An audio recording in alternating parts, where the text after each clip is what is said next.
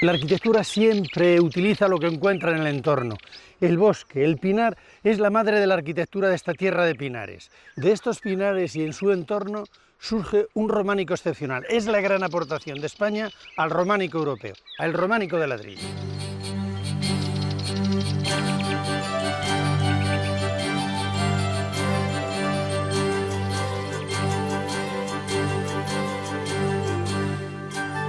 En este episodio de Las claves del románico vamos a recorrer una extensa zona de pinares. En torno a ella se construyó el románico de ladrillo. Ocupa el vértice de lo que son las provincias de Segovia, Ávila y Valladolid. Estamos en la época románica.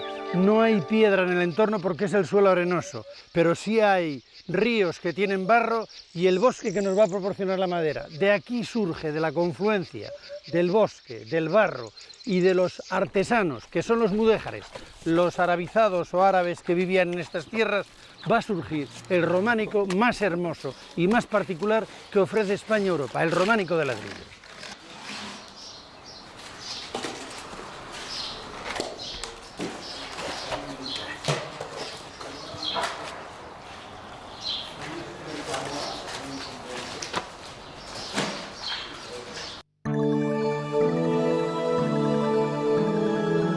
Los antecedentes de lo que vamos a llamar el románico de ladrillo se encuentran en el arte prerrománico asturiano. En la ciudad de Oviedo, justo junto a la catedral, está la iglesia prerrománica de San Tirso, del siglo IX. En el muro de la cabecera vemos unos arquitos de ladrillo. Es casi lo único que queda de la iglesia de San Tirso y, evidentemente, han tenido luego influencia en el arte románico de ladrillo. No nos extrañe que los cristianos construyeran arcos y bóvedas de ladrillo porque siempre miraron a Roma, la gran maestra en la construcción con ladrillo.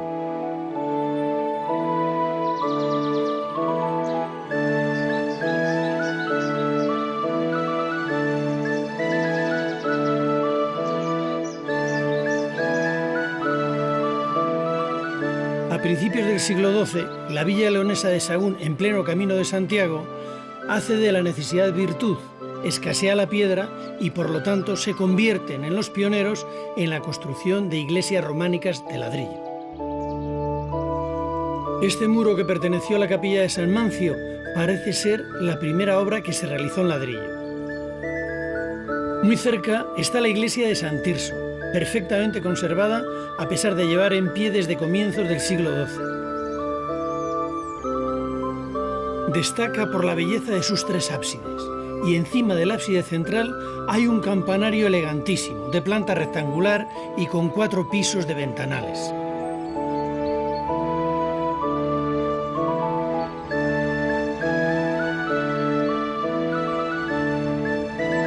Cerca de Sahagún está el monasterio femenino de San Pedro de las Dueñas, que es uno de los más antiguos de León, es de comienzos del siglo XII, también es de piedra y de ladrillo. En la parte de ladrillo destaca la bóveda del altar principal, maravillosa, y sobre ella se levanta el campanario.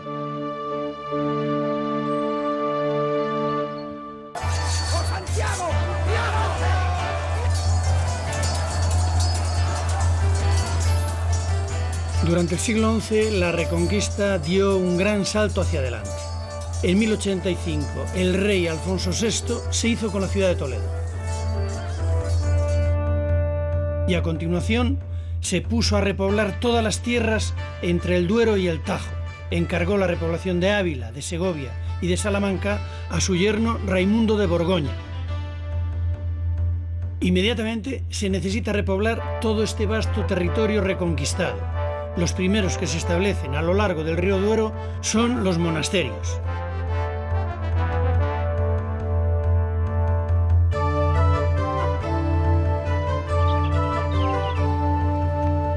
Después de los monjes llegan gentes de León, burgaleses, cántabros, gallegos e incluso musulmanes. Son los mudéjares, excelentes artesanos, sobre todo albañiles y carpinteros, y se establecen en territorio cristiano. Gentes que pagan un tributo y se les permite conservar su religión y sus costumbres.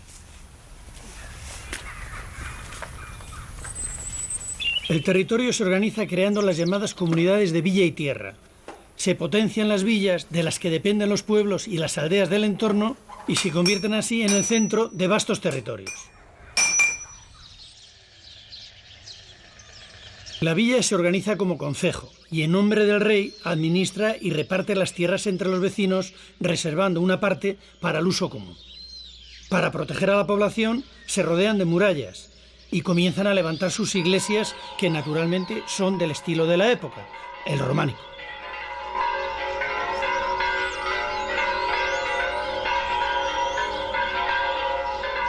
Esta es la villa de Cuéllar, una de las 42 comunidades de villa y tierra que había al sur del Duero. Es una de las más extensas, porque abarca toda la comarca de Tierra de Pinares de Segovia.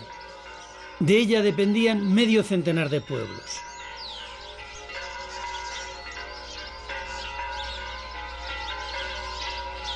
En la villa había un gran número de iglesias románicas. Todavía se conservan en muy buen estado 8 iglesias.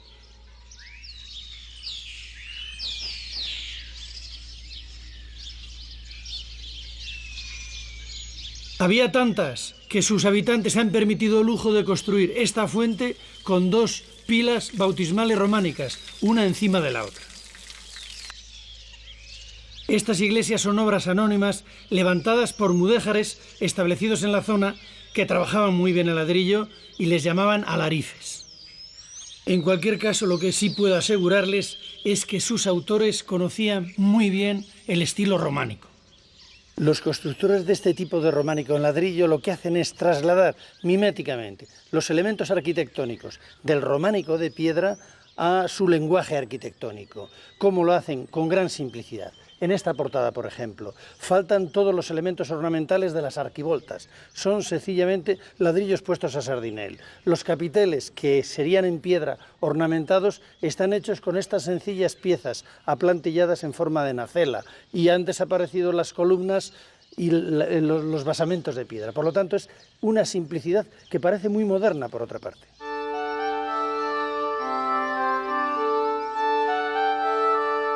El interior de la iglesia de San Martín sigue los modelos románicos. En este caso se trata de una iglesia de 3 naves. Si tenemos en cuenta que el ladrillo estaba originalmente enfoscado y que no se veía el acabado interior, el resultado final sería muy parecido al de una iglesia construida en piedra. La ausencia de figuras, que solo son posibles cuando se labra la piedra, se sustituye en este caso por frisos de ladrillo.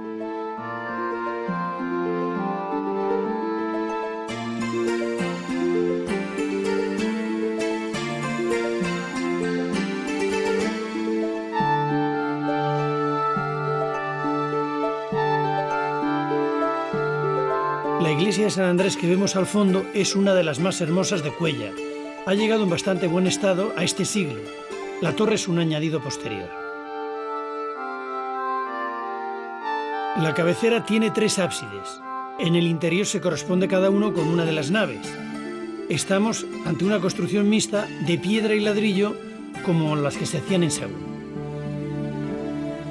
La fachada principal, situada a los pies de la iglesia, es una de las pocas que se conservan de este tipo de románico. Tenía 3 paños, se conservan 2, uno está tapado por la torre. En el paño central hay un arco triunfal de 5 arquivoltas que enmarca una portada de piedra que da acceso a la nave principal.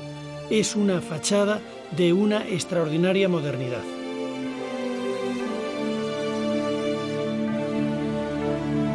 En la fachada sur, los canteros y los albañiles compiten para apurar las posibilidades formales de la piedra y del ladrillo.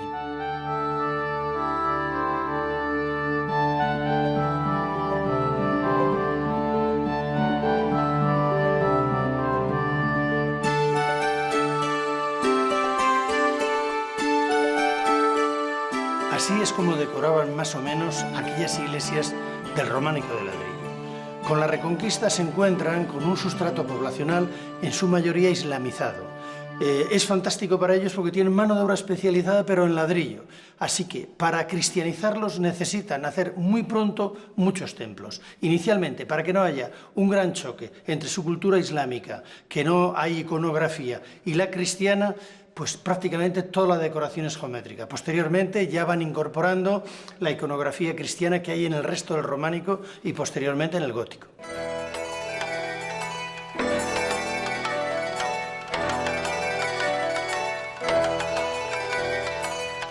El aspecto actual de estas construcciones de ladrillo no es el que tenían cuando se levantaron en los siglos XII y XIII.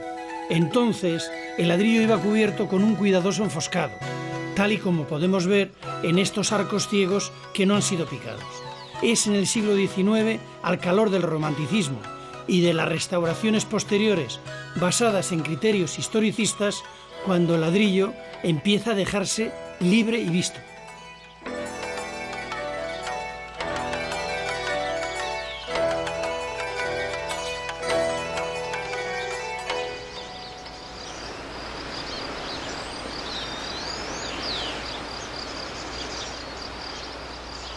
Los materiales utilizados por los constructores del románico de ladrillo no pueden ser más humildes. La falta de piedra aconseja echar mano de lo que tienen más cerca: la arcilla, el barro, la madera o los guijarros. Y con ellos fabrican tejas, ladrillos y las paredes de mampuesto.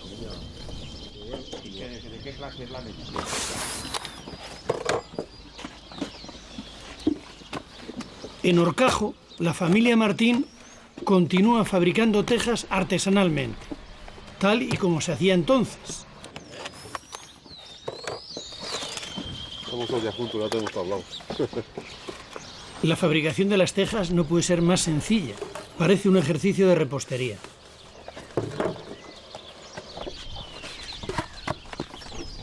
Vean con qué mimo la deposita en el suelo y al final cómo la acaricia. Son tejas acariciadas.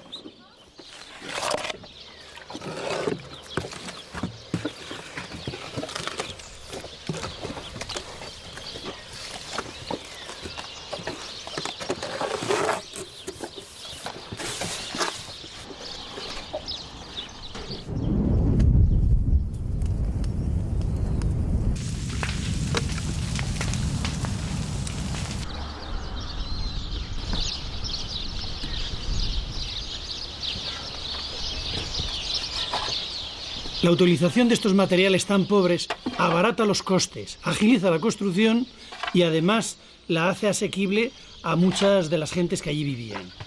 Es mucho más rápido construir con ladrillo que labrar sillares de piedra. Así podían los colonos que venían a estas tierras levantar en muy poco tiempo los pueblos en los que iban a vivir. Buah. Ha quedado bien. No, pero el ruido no Suena bien.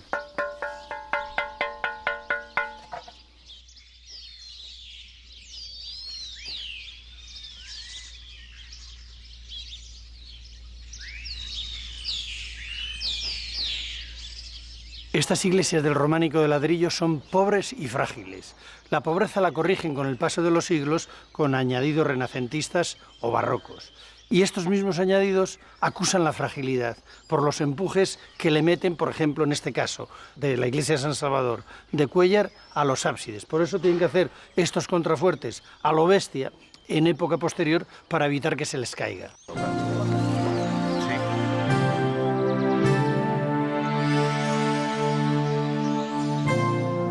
A los pies de Cuéllar comienza el mar de pinares que da cobijo a pueblos y aldeas que pertenecían a su comunidad de villa y tierra.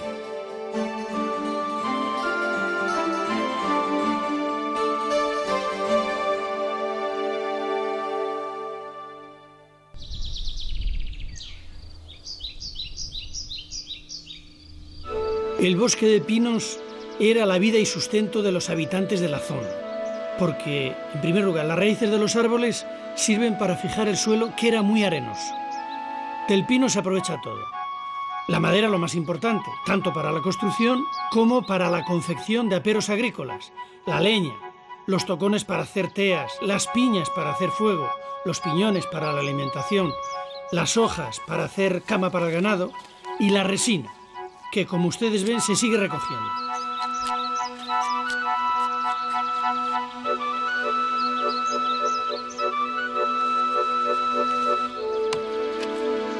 De ella se obtenía la pez obrea, que era muy apreciada como cicatrizante de heridas y también como impermeabilizante de todo tipo de recipientes.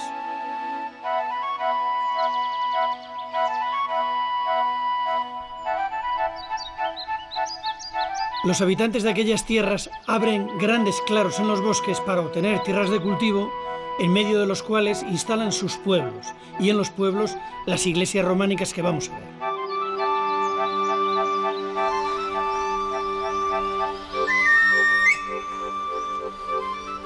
Esta es la iglesia de San Boal, uno de los templos románicos más hermosos de la tierra de Pinares. La iglesia es lo único que ha quedado del monasterio benedictino al que pertenecía.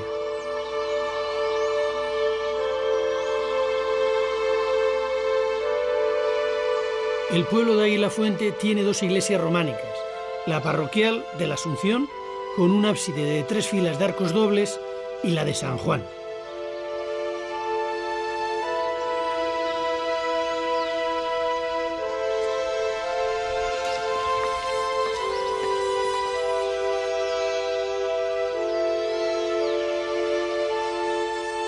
En las afueras de Campo de Cuéllar, en la soledad más absoluta, está la ermita de San Mamés. Cuando se levantó era la iglesia del pueblo, pero este pueblo se trasladó. De la antigua iglesia solo queda la cabecera, que ha sido utilizada, pero esta vez como ermita. La nave no pudo resistir el paso del tiempo al quedar la iglesia abandonada. Al menor problema de las cubiertas, los muros, que eran de materiales deleznables como tapial o mampuesto, se vinieron abajo.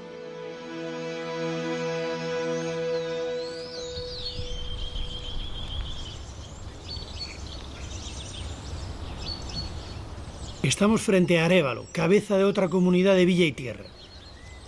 Para demostrar su poderío, sus habitantes comienzan en el siglo XII a levantar con cal y canto una gran muralla que acabaría rodeando toda la ciudad. Aún se conservan algunos de sus paños y sobre todo una de sus puertas, la de Alcocer del siglo XIII, que conduce a la Plaza Real.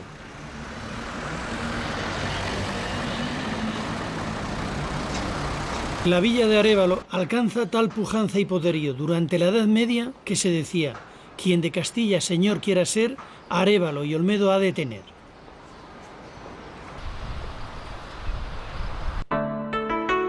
Sabemos por un documento que a mediados del siglo XIII la villa de Arévalo contaba con 2.000 habitantes y 11 iglesias. Suponemos que todas románicas, claro. Desde la villa se irradia el estilo del románico de ladrillo a toda la comarca de Tierra de Arévalo y a la vecina de La Moraña. El mejor románico que nos queda dentro de la ciudad está en torno a la plaza de la villa. Estas dos torres, más conocidas como las Torres Gemelas, pertenecen a la iglesia de San Martín. A la más baja, que tiene 3 pisos y que está toda ella construida en ladrillo, se la conoce como la Torre Vieja o la de los ajedrezes. Y eso es porque en la base del 3er piso tiene una especie de friso adornado con 2 tableros de ajedrez.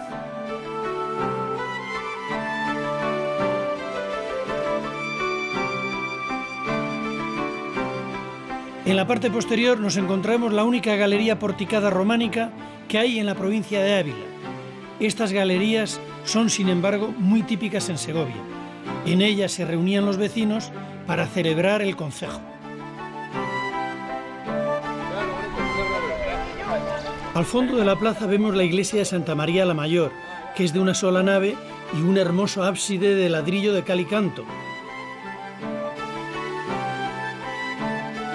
Este ábside en el interior, en época gótica, fue decorado con estas pinturas maravillosas y muy ingeniosas, por cierto.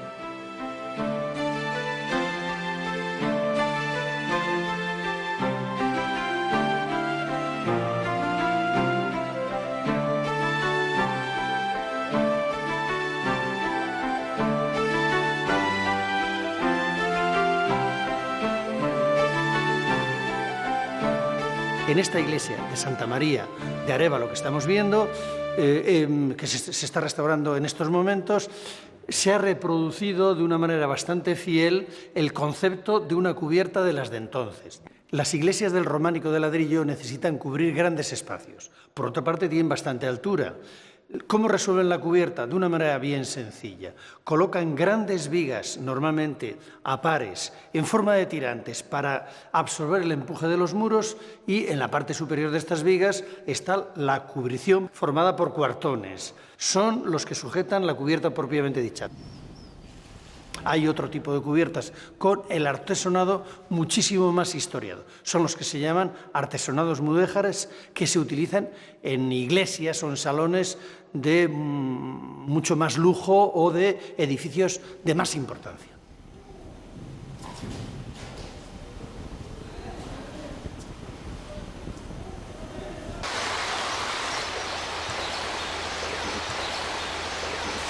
A 100 metros de las Torres Gemelas, junto al Puente Viejo de Valladolid, hay todavía una ladrillería artesanal donde los nietos de don Eulogio Bernardos continúan haciendo ladrillos tal y como su abuelo los hacía, al modo romano.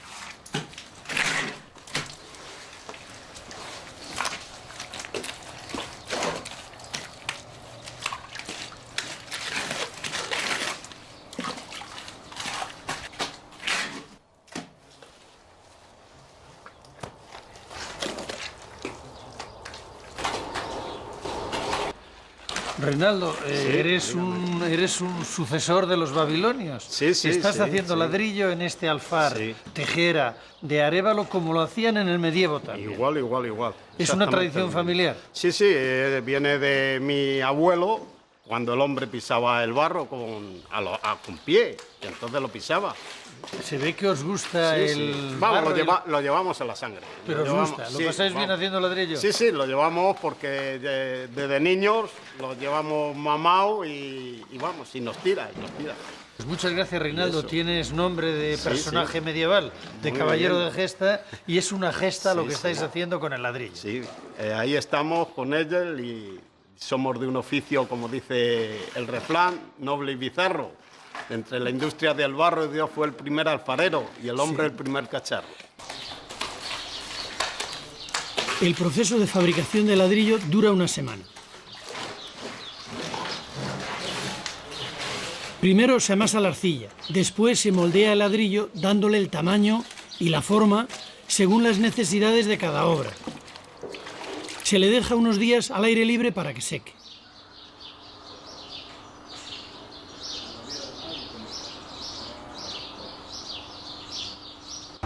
El último paso es la cocción del ladrillo. Se llena el horno hasta arriba, dejando huecos para que circule el calor, y se tapa la boca con ladrillos y arcilla.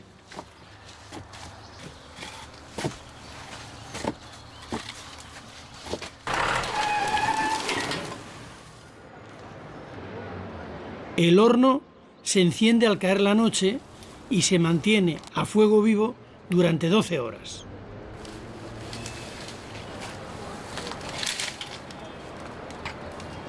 El combustible del horno no puede ser más ecológico: las ramas de la poda de los pinares. Por eso, en aquellos tiempos, los pinares se mantenían cuidados y limpios, y nunca había incendios.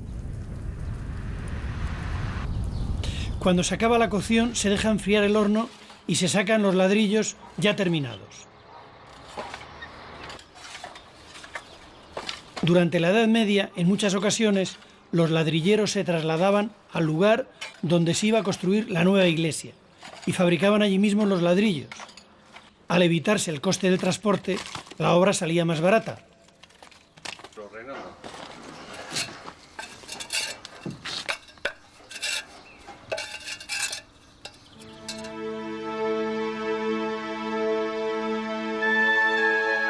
A las afueras de Arévalo, en un lugar conocido como La Lugareja, se encuentran los restos de lo que fue el gran monasterio de Santa María de Gómez Román. Solo queda de él la cabecera de su iglesia, que sin lugar a dudas es la obra maestra del románico de ladrillo abulense.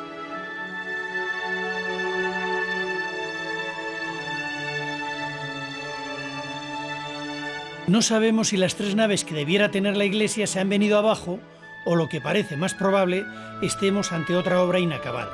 O sea, que a los monjes que la proyectaron se les acabó el dinero y la tuvieron que dar por acabada cuando levantaron la cabecera, porque en el románico las iglesias se construían siempre empezando por los ábsides.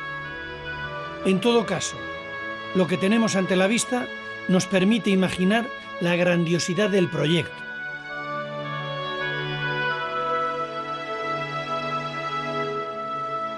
Los tres ábsides, que se levantan sobre una base de mampostería, tienen la originalidad de estar formados por una sucesión de arcos dobles muy esbeltos, que son rematados por un friso de ladrillos colocados de forma muy variada.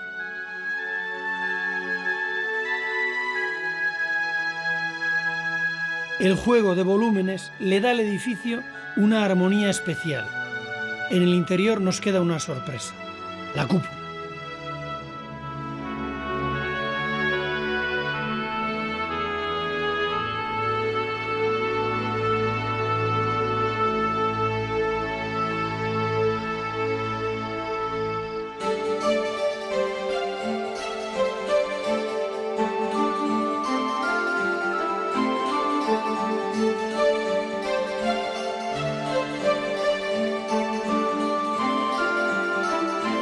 Los alrededores de Arévalo, en lo que en su día fueron tierras de dominio y que ahora prácticamente coinciden con lo que es la comarca de la Moraña, hay abundantes muestras de románico de ladrillo.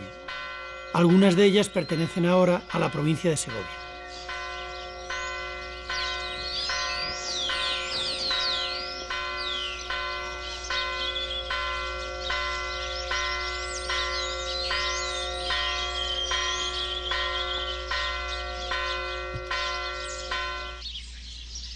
En esta zona, el paisaje apenas conserva sus antiguos pinares, que fueron en su mayor parte talados para plantar cereal o para proporcionar pasto a las ovejas.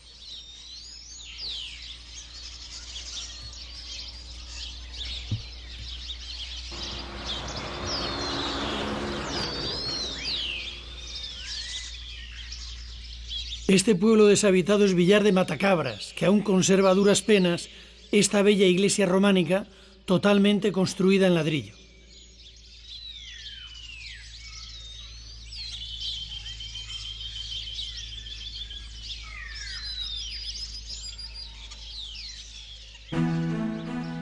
Desde la iglesia de Villar se ve la silueta de lo que aún queda en pie de Madrigal de las Altas Torres.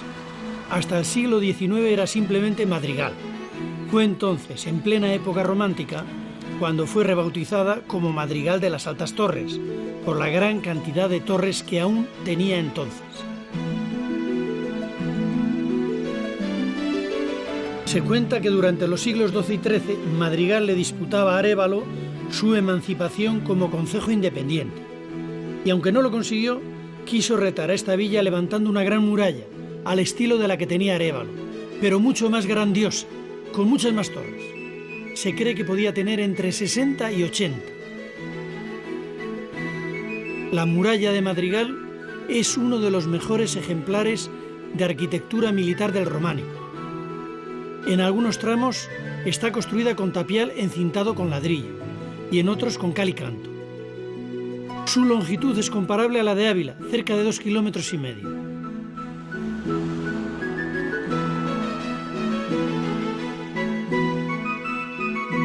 En su interior está la iglesia de Santa María del Castillo, construida en la misma época de las murallas, de la que se conservan los tres ábsides de la cabecera.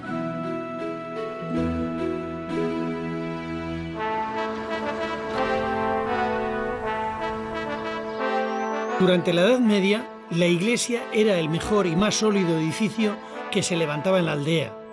En momentos de peligro era el refugio al que acudían los vecinos. Pero si la iglesia se construía en tiempos de amenazas militares, era frecuente que el templo adquiriera un aspecto claramente militar. Este es el caso de esta iglesia de Barromán, cuya torre parece verdaderamente una atalaya de vigilancia.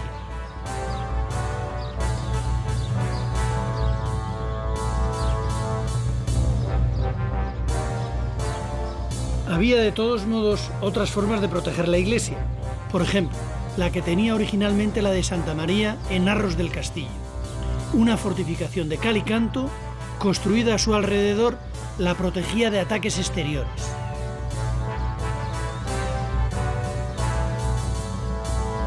En la iglesia de Tolocirio, el aspecto de fortaleza inexpugnable parece querer avisar al enemigo de la dificultad de su asalto. Pero bajo esa apariencia feroz, lo que se esconde realmente es una humilde iglesia del pueblo. Todo este alarde defensivo se hizo a mediados del siglo XII, cuando los reyes de Castilla y de León se enfrentaron por la posesión de estas tierras. Al final, murallas y baluartes sirvieron no para defenderse de los musulmanes, sino de los viejos aliados.